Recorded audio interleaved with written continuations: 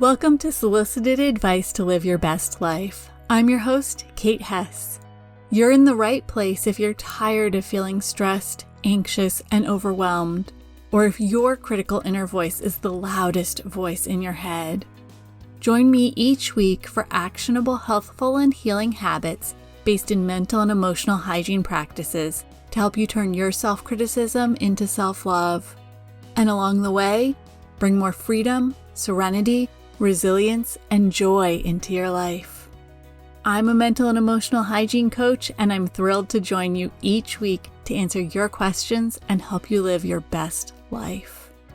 The topic of this week's question was the key to helping me begin to move from burnt out, stressed out, anxious, and overwhelmed to living my best life over a decade ago. When I saw this question land in my inbox, I realized I haven't actually addressed it head on in the podcast yet. A big reason why I haven't gone right to the heart of this question before is because it requires quite a bit of tough love. Fair warning given? Ready to dive in? Today's questioner asks, what is the best way to know if you are the problem in your life? A big part of my journey to living my best life has been to get really honest with myself and see things I don't necessarily want to see. There are two ways to respond when you identify or recognize something about yourself you don't particularly like. The first is to allow your critical inner voice to speak up. If you go this route, you'll find your mind spinning around not only what you've identified in yourself, but also the frustration, shame, guilt, and or embarrassment that it even exists for you to identify. Usually, this leads to us trying to bury it all into a deep, dark, mental black hole and pretend it doesn't exist.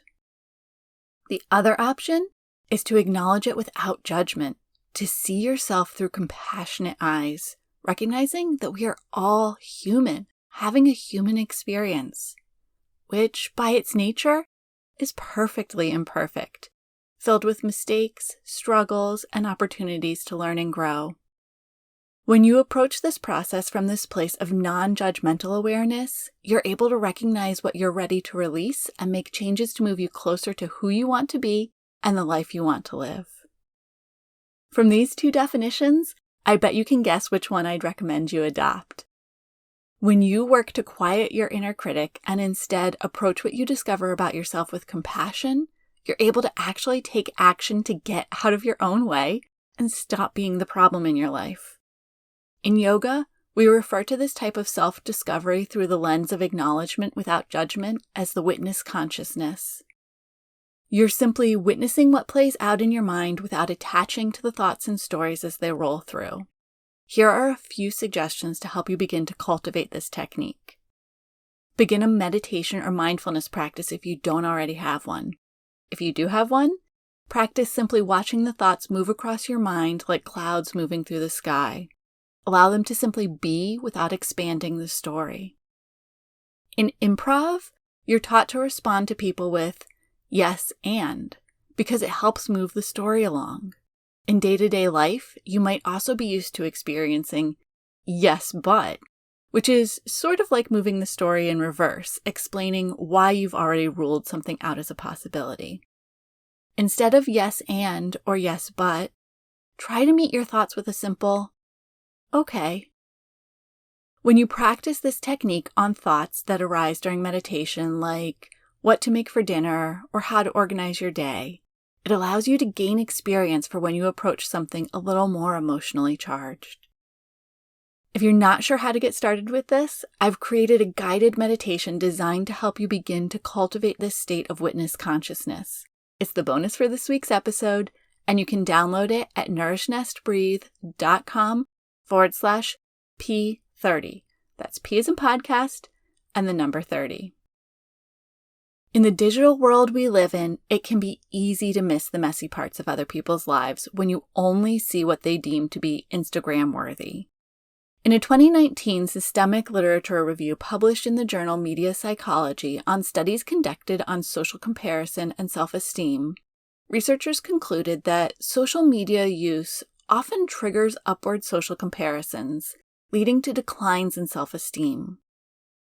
When we see all the good parts in other people's lives, we begin to forget that everyone else has their good moments and their bad moments, just like we do, which in turn makes us feel even worse when we do experience some of those bad moments or discover something about ourselves we don't particularly like.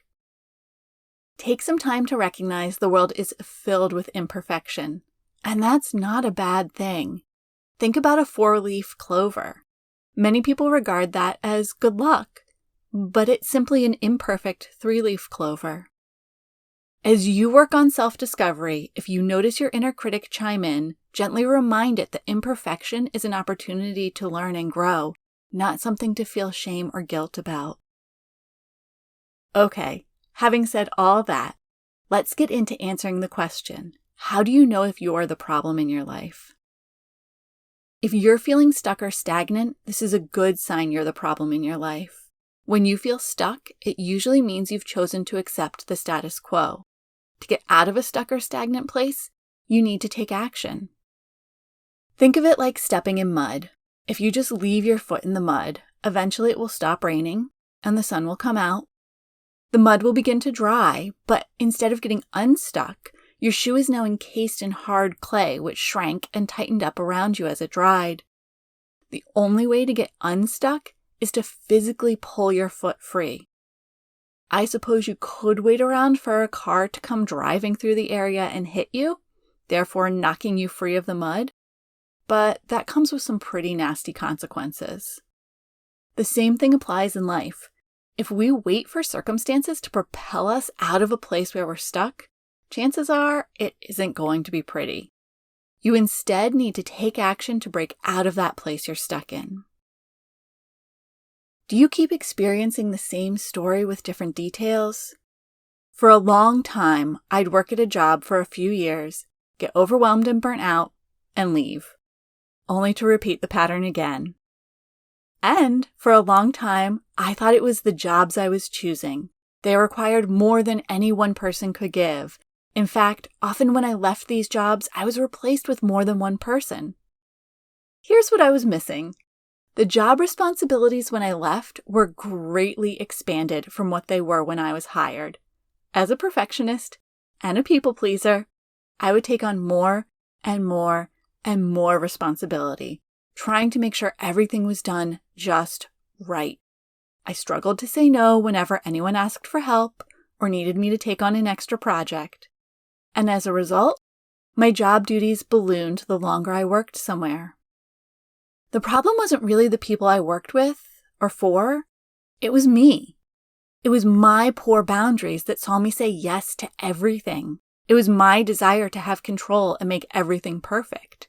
And it was my inability to speak up when I was overwhelmed before I got burnt out. Take a moment and think about a problem in your life. Can you think of ways it's played out before in your life? Maybe with different details but a similar storyline? If you keep experiencing the same story with different details, it's a good sign you might be the problem in your life. That you are creating the conditions in which you allow or even welcome in this problem or challenge, where you set yourself up for struggle over and over again. The good news is, this happens because we have an opportunity to learn something about ourselves and we just haven't figured it out yet. Once we figure out the lesson we need to learn and begin to address it, we break the cycle and these problems and challenges stop showing up. In the story of your life, are you always the tragic heroine? Do things just keep happening to you and you feel like the world is just a great big struggle? Maybe you find yourself thinking things like, of course things always work out for them, but they just don't work out for me. I remember complaining to my therapist once when I was married to my first husband about how he treated me.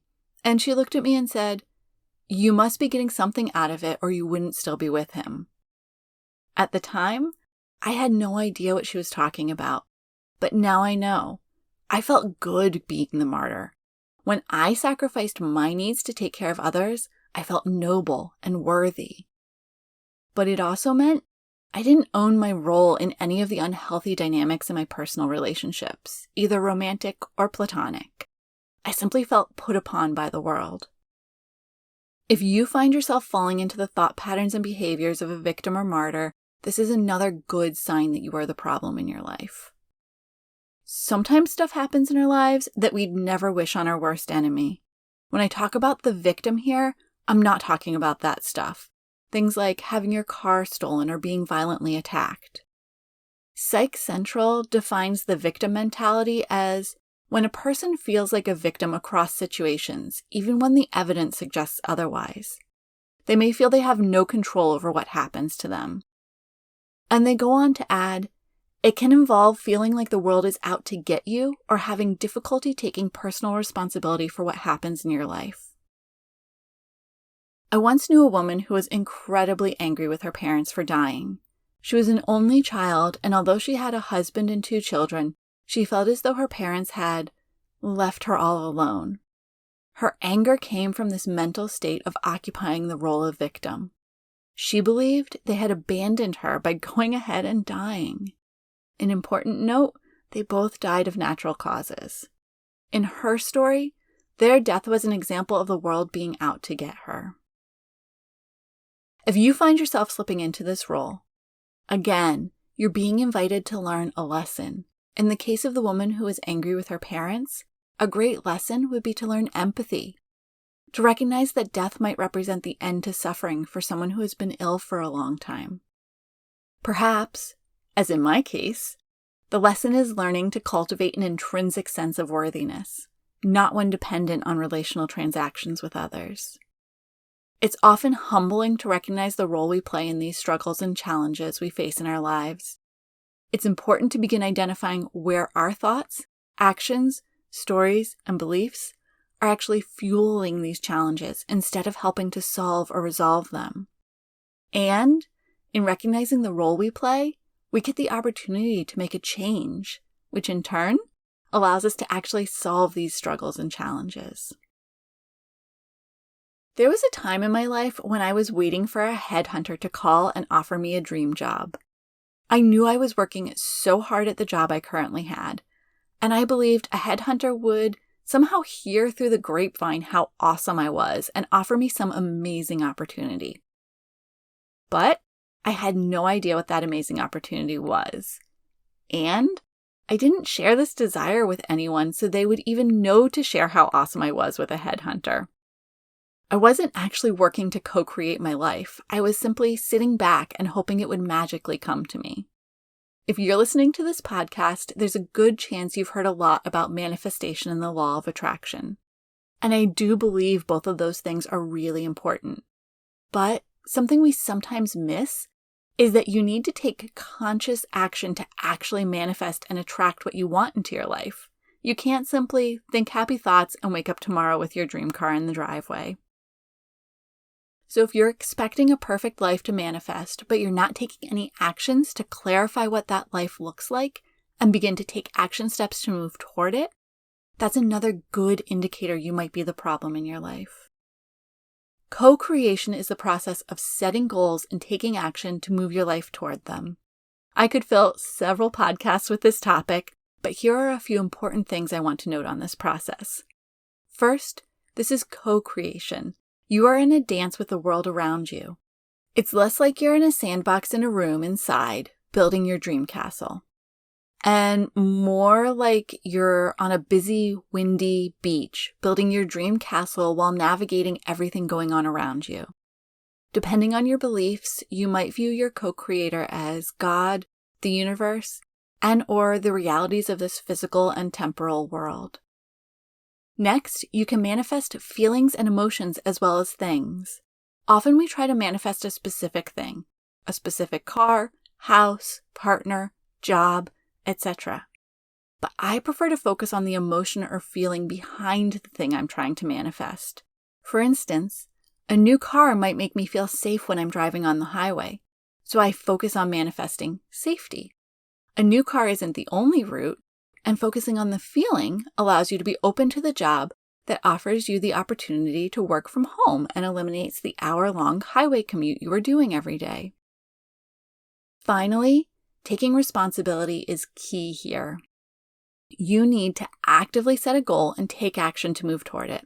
The more clarity you have here, the less you'll find yourself standing in your own way. If you're struggling with this part of the process, check out last week's episode where we covered how to know where to put your time and energy.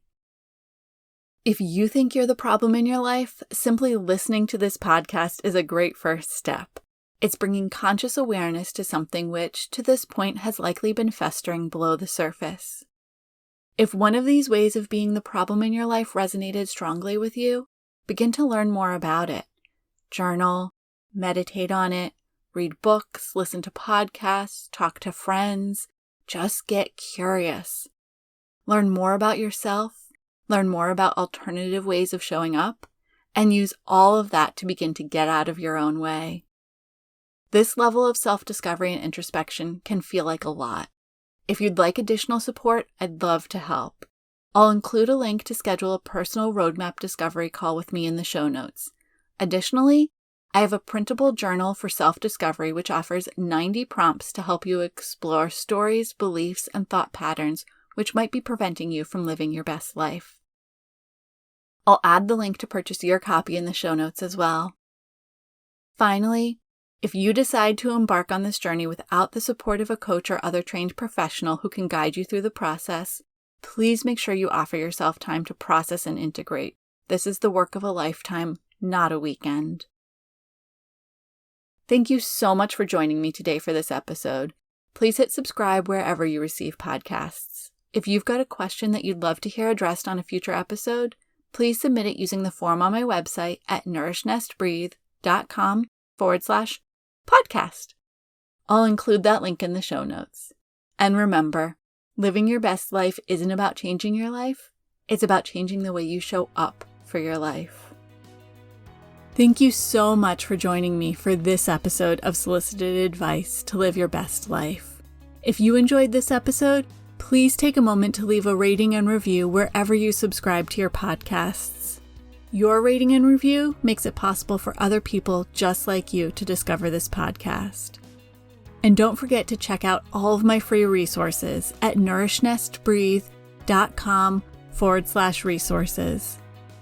I'm sending you a great big hug. You've got this.